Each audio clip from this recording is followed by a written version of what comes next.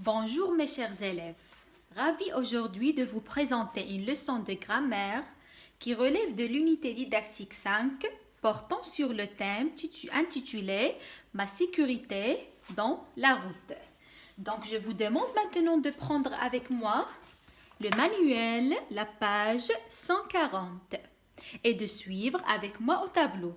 J'ai copié les phrases que vous avez ici dans le cadre vert sur le tableau. Prenez votre manuel et suivez avec moi.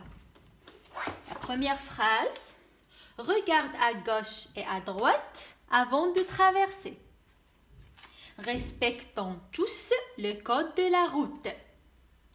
Ne circulez jamais entre les voitures. Je relis les phrases. Lisez avec moi. Regarde à gauche et à droite avant de traverser. Respectons tous le code de la route. Ne circulez jamais entre les voitures. Donc, on va prendre la première phrase. Regarde à gauche et à droite avant de traverser. On va relever le verbe dans cette phrase. Le verbe dans cette phrase, c'est le verbe regarde. Voilà. Il débute la phrase « Regarde ». Il y a un autre verbe ici, c'est le verbe « traverser », mais il est un verbe qui n'est pas conjugué. Il est un verbe à l'infinitif. On va prendre seulement les verbes conjugués. En passant à la deuxième phrase, « Respectons tous le code de la route ». Le verbe dans cette phrase, c'est « respectons ». Et c'est le verbe « respecter ». La troisième phrase, ne circulez jamais entre les voitures. Si vous remarquez que dans cette phrase, il y a ne et jamais. Ça veut dire que cette phrase, il est à la forme négative parce qu'il y a les deux mots de négation, ne et jamais. Et le verbe dans cette phrase, c'est le verbe circuler. Circuler à la deuxième personne du pluriel parce que le verbe se termine avec EZ. C'est bien. Prenons avec moi les questions que vous avez ici. On va répondre oralement à ces questions. Vous avez 4 questions. On va répondre oralement aux questions. La première question, vous avez quels sont les verbes conjugués dans ces phrases? On a déjà relevé les verbes maintenant. Les verbes conjugués dans ces phrases sont regarde, respectons et circuler. Donc, les verbes conjugués sont regarde, respectons et circuler. La deuxième question, vous avez à quel temps ces verbes sont-ils conjugués? À quel temps les verbes sont-ils conjugués? Si vous remarquez que les 3 verbes qu'on a ici dans les phrases, ils ne sont pas précédés d'un pronom personnel. Et le temps de conjugaison avec lequel on conjugue les verbes sans pronom personnel s'appelle le temps de l'impératif ou bien l'impératif présent. L'impératif, c'est un temps de conjugaison qui se conjugue d'abord avec 3 personnes de conjugaison seulement, mais sans écrire les pronoms personnels. Il se conjugue à la deuxième personne du singulier, comme dans la première phrase, c'est regarde. Il se conjugue à la première personne du pluriel, comme dans la deuxième phrase, respectons.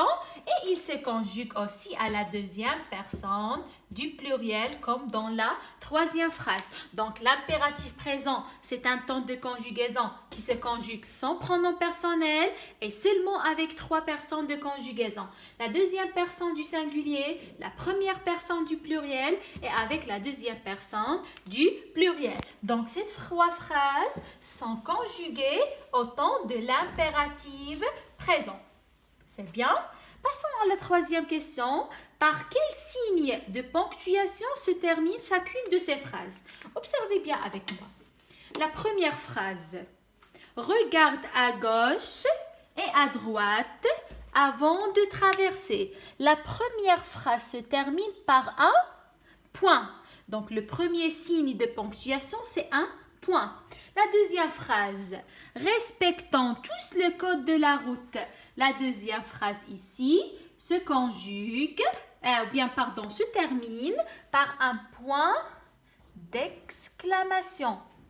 Passons à la troisième phrase. Ne circulez jamais entre les voitures. La troisième phrase aussi se termine par un point d'exclamation. Donc, les signes de ponctuation de chacune de ces phrases, c'est on trouve le point et le point d'exclamation. Qu'est-ce qu'il exprime chacune de ces phrases? Maintenant, on relit chacune de ces phrases pour savoir qu'est-ce qu'elle exprime chacune de ces phrases. Regarde à gauche et à droite avant de traverser.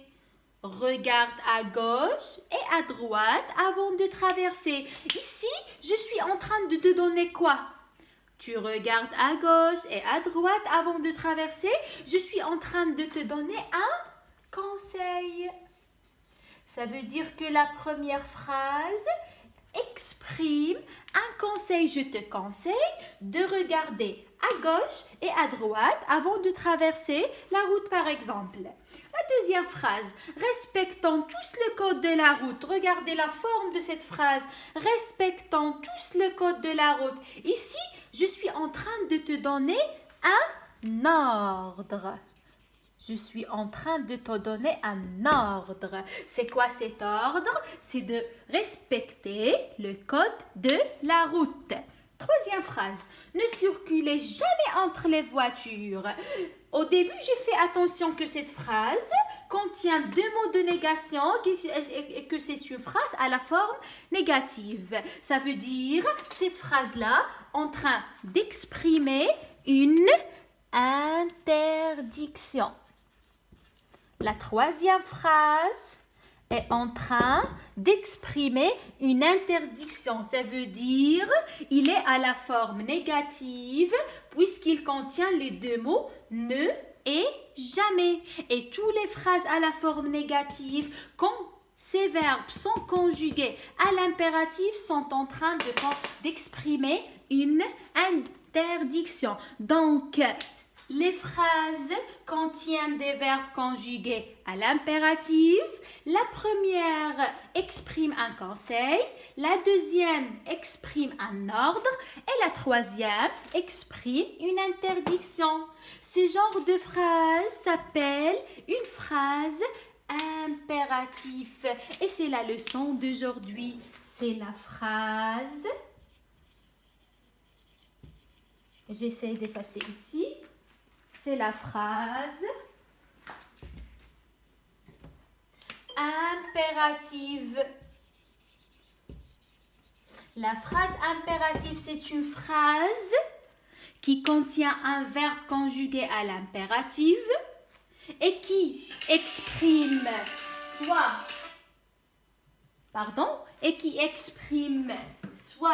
un ordre, soit un conseil, soit une interdiction.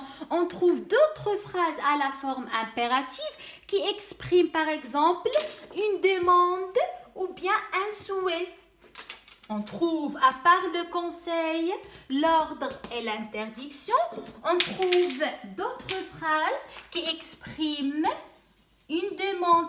Par exemple, mais s'il te plaît, ta trottinette au garage.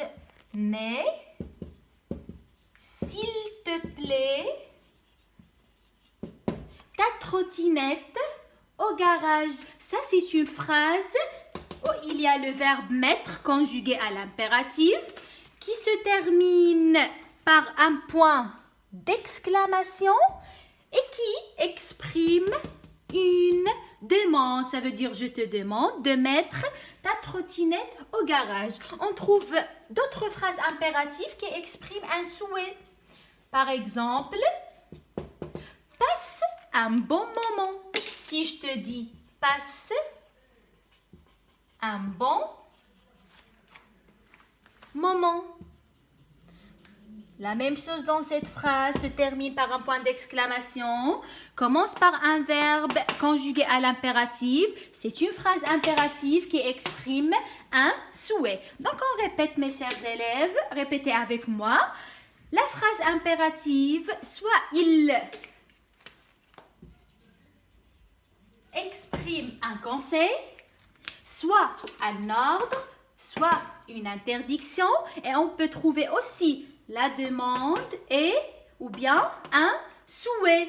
Et toujours la phrase impérative contient un verbe conjugué à l'impératif et se termine toujours soit par un point ou bien par un point d'exclamation. Donc, on lit. Lisez avec moi, je retiens, que vous avez dans le livre. Prenez votre livre, votre manuel, la page 140 et on va lire « Je retiens ». La phrase impérative sert surtout à donner un ordre, un conseil ou une interdiction. Exemple, dans l'ordre, on va prendre cette phrase-là. La phrase qui exprime l'ordre, c'est « Respectons tous le code de la route ». La phrase qui exprime un conseil, c'est « Regarde à gauche et à droite avant de traverser ». La phrase qui exprime l'interdiction, ne circulez jamais entre les voitures. La phrase qui exprime la demande, mets s'il te plaît ta trottinette au garage. Et la phrase qui exprime un souhait, c'est passe un bon moment. Donc j'ai pris les exemples qu'on a étudiés. Maintenant, on termine. Le verbe dans une phrase impérative est conjugué à l'impératif. C'est ce qu'on était en train de dire maintenant. Toutes les phrases qui sont à la forme qui sont impératives contient un verbe conjugué à l'impératif. Par exemple, ici, regarde, respectons, circuler, mais et passe. Toujours dans la phrase impérative, le verbe est conjugué à l'impératif et les phrases impératives se terminent toujours soit par un point normal, soit par un point d'exclamation. Donc, mes chers élèves, la leçon d'aujourd'hui est terminée. J'espère que vous avez très bien compris la leçon. Je vous demande maintenant de prendre votre cahier de cours, votre cahier rouge. Laissez ici la place de la date vide. Laissez la place vide. Écrivez grammaire, la phrase impérative et copiez « Je retiens » que vous avez dans le manuel. Voilà, je retiens, la page 140. Essayez de copier « Je retiens » sur votre cahier de cours. Si vous n'avez pas compris quelque chose, mes chers élèves, vous pouvez me contacter sur mon numéro WhatsApp. Si vous n'avez pas compris quelque chose, si vous avez des questions,